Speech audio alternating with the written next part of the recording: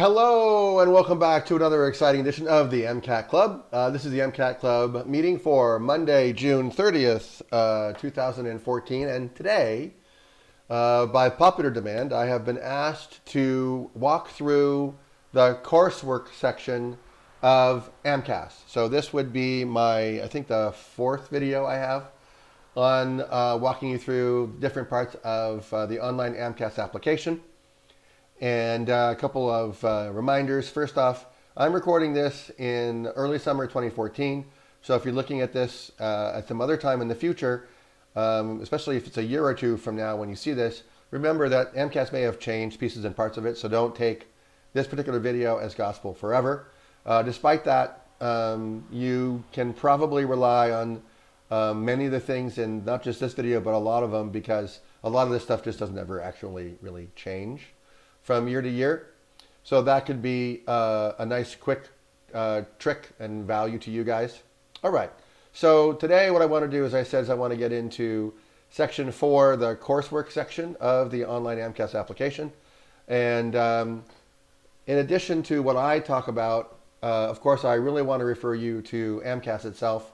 They have some great video content as well as some written content regarding their application.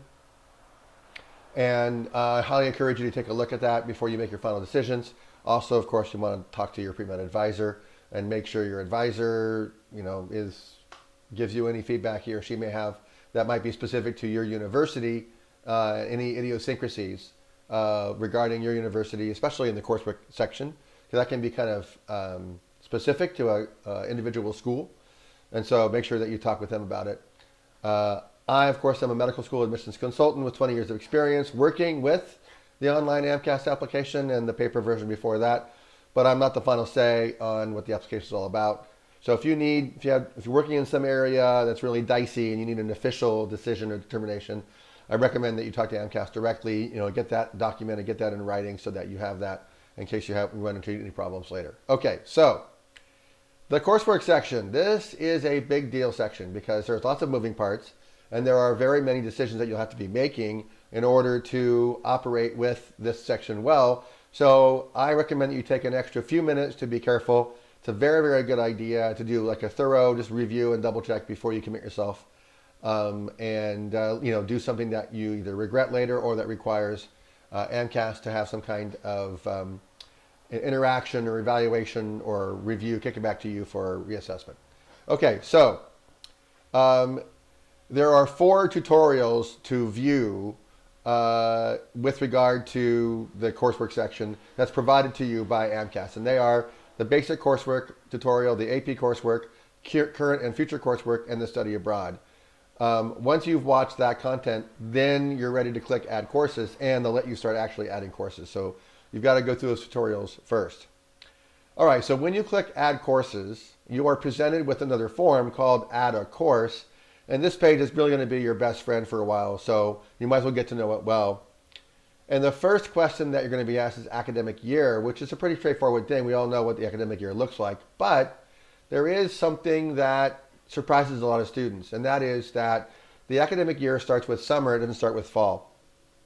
If you think about that, it's kind of weird, right? Because when you go to college in fall, so you think, fall, winter, spring, or fall, spring, and then you think of summer after. But actually, because so many students graduate from high school in end of May or beginning of June, it's technically possible to graduate from high school and then like the next week immediately start summer school at a university. So that's why colleges start their academic years with summer and then continue through the cycle.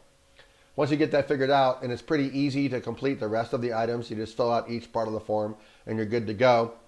One thing I should say though is some quarter system schools, the quarter system feels like it starts in December, and in order to make AMCAS work, you have to actually tell it that the winter quarter starts in January, or you'll be in the wrong academic year. So you'll want to look at that. This happened in the past with UC system schools primarily. It may have happened to your school as well. So your best bet is just to check with your on-campus advisor to see if they know what the current situation is, or just enter a class and see where it gets booked into what academic year. And then if it's the wrong year, then you know, okay, oh, I need to advance it a year. I got to go to January rather than the previous December in order to fool the system, if you will, or make the system think that I'm in the right quarter for an academic year. That makes sense? Hope so. Okay. So, course name. You want to make sure that the course name matches as close as possible the official transcript. And the reason why you're doing that is because when AAMC receives your online MCAS application, one of the things they're going to be doing is they're going to be proofreading and verifying your official transcript to your grades that you entered in AMCAS. Ultimately, the AMCAS is going to be the transcript that they're going to send to medical schools, not your official transcript. That stays with AMCAS. And so all medical schools are only going to see what's on the AMCAS. And so you want to make it as easy as possible for the verifier to verify between what your transcript says and what your AMCAS says. And so by having the course name match closely makes it much easier. Someone is going to be proofreading your data entry against your transcripts, so just try to keep it as easy as possible for them. Okay, here is an interesting secret about AMCAS, is that course classification, determining whether a class is science or non-science, is something that you do. It's not something that AMCAS does. So you are the one who's deciding whether a course is science or non-science. The rule of thumb here is if a class is 51% hard science, then it's a hard science class and it must be included in your BCPM GPA. So be careful, right, about this. If you try to fudge a class and then, maybe this class, is actually hard science and I got an A in it, so it's going to help my GPA. If you try to fudge a class and squeeze it in or out of your BCPM of your total science GPA, AMCAS could ask you to justify this, and that could cause a pretty big delay in your application and reducing your chances of getting early interview and acceptance, so it all cascades downhill, right? So I want you to err on the side of reasonableness. If a class is science, list it as science. If it's non-science, don't try to make it like shoehorn it into science just to inflate your GPA a little tiny bit. It's just not worth it to do that. So go ahead and be a little conservative, right? Obviously, if the course is it's a course in, let's say, humanities, and you're trying to make it into a science class, just the whole category is wrong. So makes it more obviously incorrect to do that. So just be careful about trying to turn something that's not science into a science class, okay? All right. There are a few special course types that I want you to consider. And those special course types are AP units or AP classes, something that you've audited, a class that you tested out of called CLEP, current and future classes, a deferred grade class, classes that are exempt, honors classes, incomplete classes, international baccalaureate, and so forth. Most of these kind of make sense if you do them. So let me just deal with the ones that most students struggle with a lot and have you just work in those. And if you have questions about the other ones, then you can just talk to AMCAS about it directly, send them a question either by email or by phone with our help system, and they'll be able to take care of it for you. Okay, AP. An AP course isn't a course in the sense that you went to a class meeting every week. It's kind of a placeholder. It's a way to enter your AP credit hours into your AMCAS. So if you look at your transcripts and see how your AP credits are listed, you want to copy that approach in AMCAS. So if you have one line item in your transcript that says, all your AP units and X number of units total, then you want to go ahead and enter all that just as one line item to make it match the transcript. So it's easier for AMCAS to review. If it's separated out by topics, then go ahead and separate yours out as well.